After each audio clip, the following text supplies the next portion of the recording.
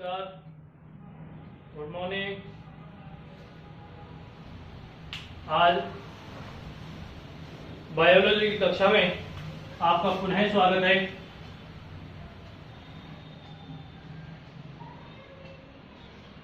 छात्रों, पिछली कक्षा में हमने छोटी आंत्र में पाचन को पढ़ा था और उसके अंदर होने वाली कुछ अभिक्रियाओं के बारे में भी हमने अध्ययन किया, जिसको हमने कल कंप्लीट कर लिया था। और जहां तक मैं समझता हूं आपने उसको पढ़ भी लिया होगा और आपको समझ में भी आ गया होगा, क्योंकि बार बार आपको सूचना दी जाती है कि यदि किसी भी बिंदु पर या किसी भी लाइन में या किसी भी शब्द को पढ़ने में आपको कोई समस्या आ रही हो, समझने में कोई दिक्कत आती हो, तो आप हमें सूचित कर सकते हैं या कमेंट बॉक्स में आप लिख सकते हैं। क्योंकि आपका अभी तक कमेंट बॉक्स में कोई किसी समस्या को लेकर कोई कमेंट नहीं है, इसका मतलब आपको सारी बातें समझ में आ रही हैं। आइए अब हम पचित भोजन का अवशोषण के विषय में बात करने जा रहे हैं। हमारा जो अगला बिंदु है वो है पचित भोजन का अवशोषण, यानी जो भोजन पच गया है, कहाँ? छोटी आंत में। छोटी आंत्र में जो भोजन का अधिकतम भाग होता है उसका पाचन कर लिया जाता है, यानी उसको अवशोषित कर लिया जाता है। उसमें शरीर के लिए जो आवश्यक तत्व हैं होते हैं उनको अवशोषित कर लिया जाता है। ठीक है,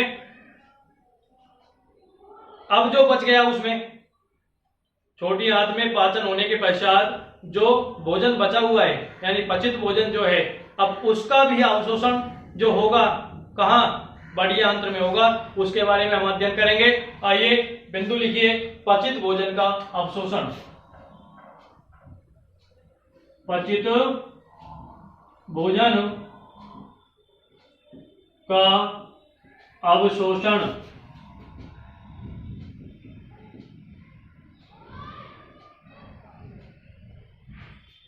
लिखिए इसमें पचित भोजन का आंत्र की उपकला कोशिका के पचित भोजन का आंत्र की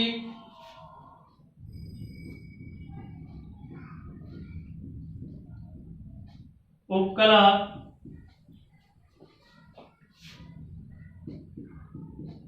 कोशिका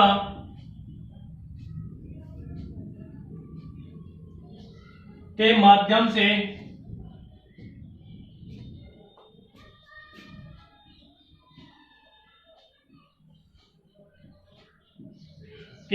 से रुधिर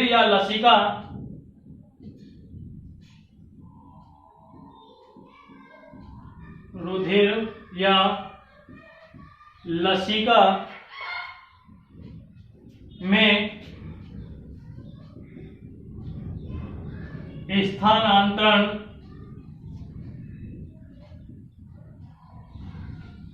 किसका? पचित भोजन का आंत्र की उपकला कोशिका के माध्यम से रुधिर या लसिका में स्थानांतरण होना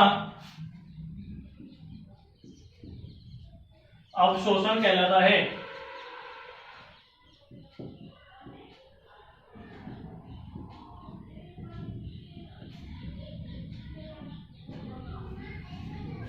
देखिए क्या कह रहा है, पचित भोजन का आंत्र की उपकला कोशिका के माध्यम से। किसका? पचित भोजन का आंत्र की उपकला, यानी आंत्र की उपकला कोशिका, आंत्र के अंदर जो उपकला कोशिकाएं पाई जाती है ना, उनके द्वारा के माध्यम से किसमें? रुधिर या लसिका में। किसमें मिल जाता है? रुधिर या लसिका में मिल जाता है, यानी स्थानांतरण हो जाता है। क्या कहलाता है? अवशोषण कहलाता है। ठीक है, यानी जो हमने भोजन ग्रहण किया था छोटी आंत्र के द्वारा, उसमें क्या किया? उन जो आवश्यक तत्व थे उनका अवशोषण कर लिया गया, उनको अवशोषित कर लिया गया। अवशोषित करने के पश्चात उनको कहाँ मिला दिया गया? हमारे रुधिर में मिला दिया जाता है या लसिका में मिला दिया जाता है, जिसे हम क्या कहते हैं? इस प्रकार रुधिर में या लसिका में मिलाने की जो क्रिया है वो क्या कहलाती है? अवशोषण कहलाती है। किसको? भोजन को। ठीक है, आगे लिखिए। पैराग्राफ चेंज करके लिखिए।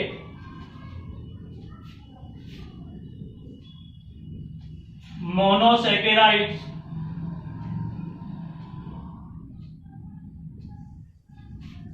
मोनोसैकेराइड्स यानी ग्लूकोज,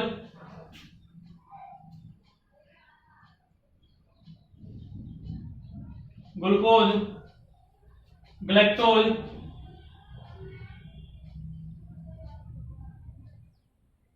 एवं फ्रक्टोज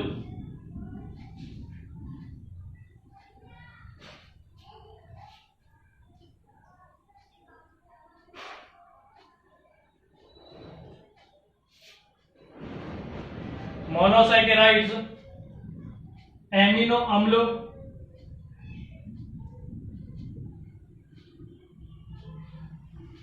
एमिनो अम्ल, वसीय अम्ल,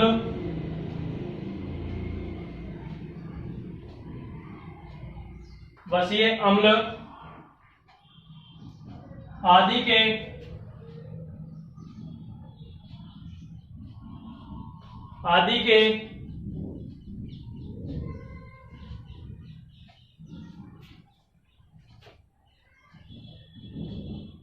आदि वाचन के अंतिम उत्पाद होते हैं। आदि अंतिम उत्पाद होते हैं। क्या कह रहा है कि मोनोसैकेराइड्स कौन कौन से आते हैं इसके अंदर? ग्लूकोज, ग्लैक्टोज और फ्रक्टोज। ये क्या करता है मोनोसैकेराइड? एमिनो अम्ल और वसीय अम्ल, एमिनो अम्ल और वसीय अम्ल आदि पाचन के अंतिम उत्पाद होते हैं। ये जो हैं क्या करते हैं? भोजन को पचाने में सहायता करते हैं। लिखिए इसमें आगे, इन्हें रुधिर या लसिका में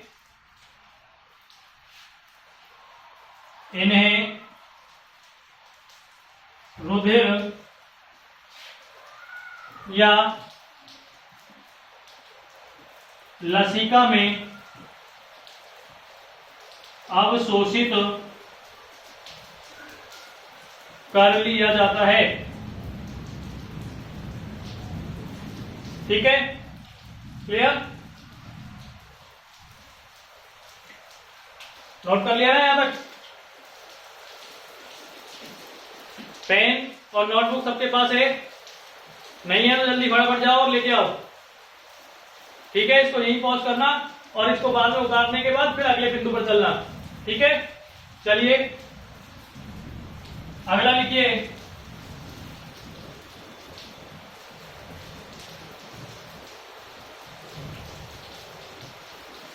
नेक्स्ट जो लिखेंगे हम, पैराग्राफ चेंज करके लिखिए।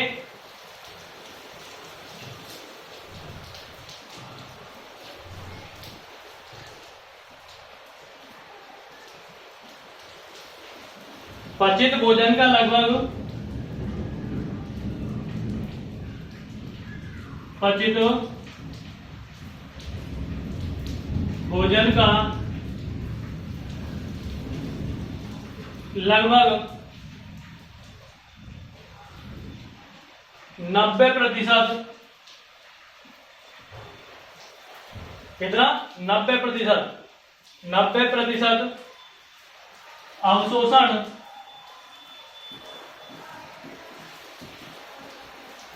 किसके द्वारा?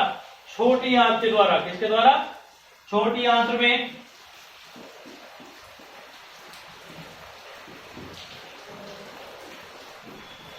मैंने बताया ना अभी आपको कि अधिकतर जो भोजन होता है उसका जो पाचन है वो कहां कर लिया जाता है?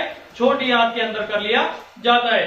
तो क्या कह रहा है कि पचित भोजन का लगभग 90% अवशोषण छोटी आंत में तथा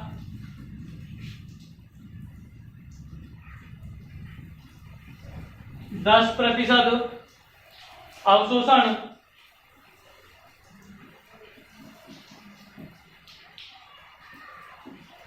बड़ी आंत में, बड़ी आंत को बृहदांत्र भी कहते हैं, बड़ी आंत में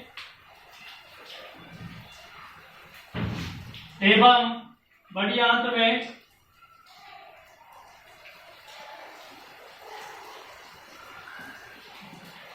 आमाशय में कर लिया जाता है।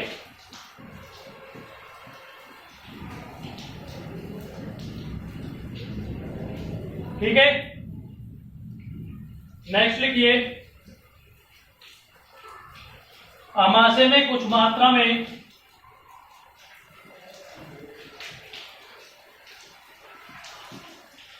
आमाशय में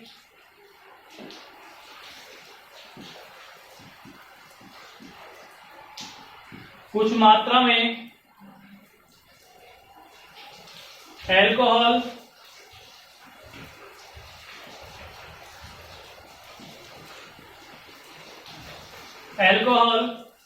औषधियों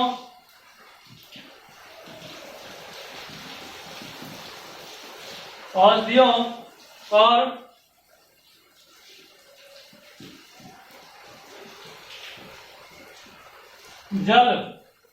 औषधियों और जल का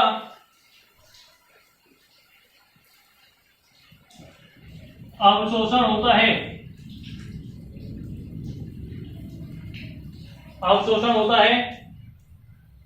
बड़ी आंत्र या बृहदांत्र, बड़ी आंत्र में जल व विटामिन्स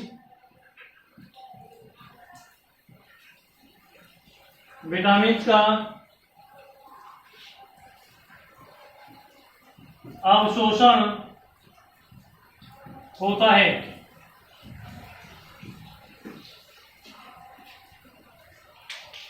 ठीक है,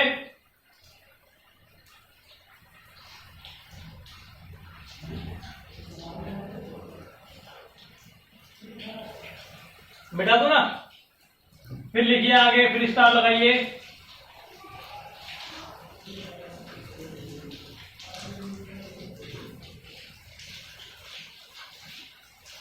लिखिए, आंत्र की दीवार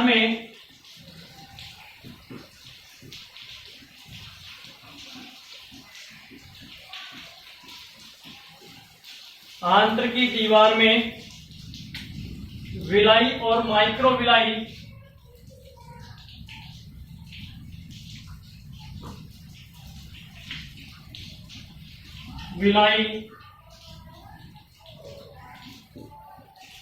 और माइक्रोविलाई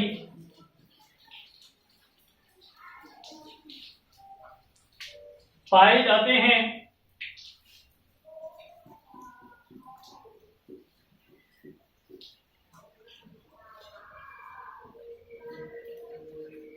हैं। जो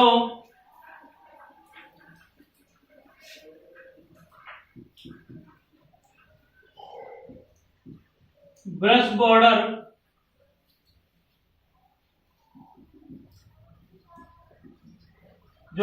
बॉर्डर बनाते हैं।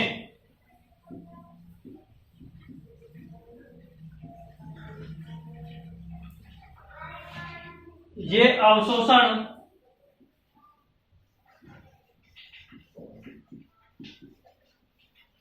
अवशोषण सतह के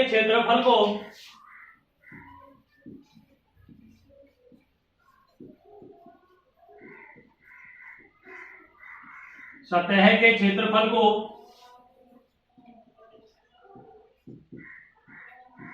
लगभग 500 गुना बढ़ा देते हैं।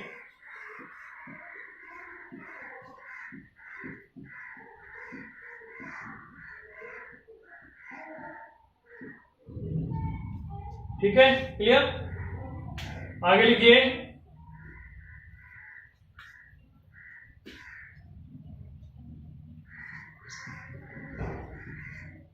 अवशोषण की प्रक्रिया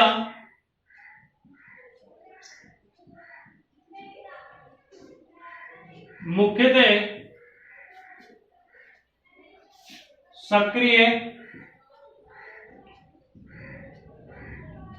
अभिगमन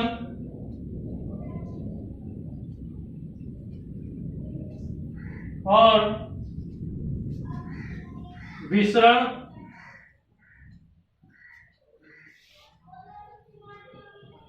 द्वारा होती है, विसरण द्वारा होती है। ग्लूकोज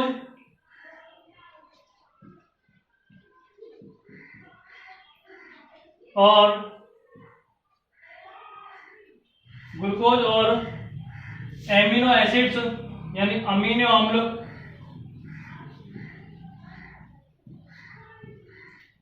अम्ल का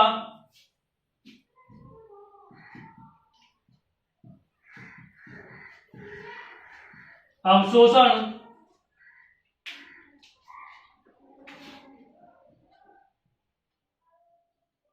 सक्रिय अभिगमन द्वारा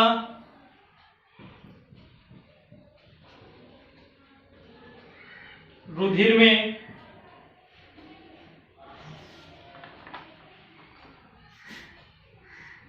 होता है।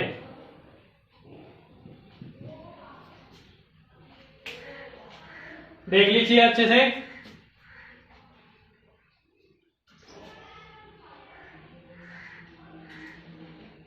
इस प्रकार से हमारा पचित भोजन का अवशोषण पूरा हुआ। आज हम केवल इतना ही पढ़ेंगे। अगली हमारी जो कक्षा होगी उसके अंदर हम वसा का अवशोषण पढ़ेंगे। ठीक है, कि वसा का शरीर के अंदर अवशोषण किस प्रकार से किया जाता है उसके बारे में हम अगली वीडियो में अध्ययन करेंगे। आपने यदि हमारा चैनल सब्सक्राइब नहीं किया हो तो उसको सब्सक्राइब करें। अभी हाथ को सीधा करें और उस बिंदु को दबाएं जहां सब्सक्राइब लिख रहा है, सब्सक्राइब को टच करें और टच करने के बाद बेल आइकन को दबाना बिल्कुल ना भूलें। प्रत्येक वीडियो की सूचना आपको समय पर मिलती रहे, हमारे साथ आप जुड़े रहें, इसके लिए बेल आइकन को दबाना बहुत जरूरी है, अति आवश्यक है। हम आपको अच्छे से अच्छे देने का प्रयास कर रहे हैं, इसलिए आप हमारे साथ जुड़े रहिए, पढ़ते रहिए और आनंद से रहिए। नमस्कार, थैंक यू, धन्यवाद।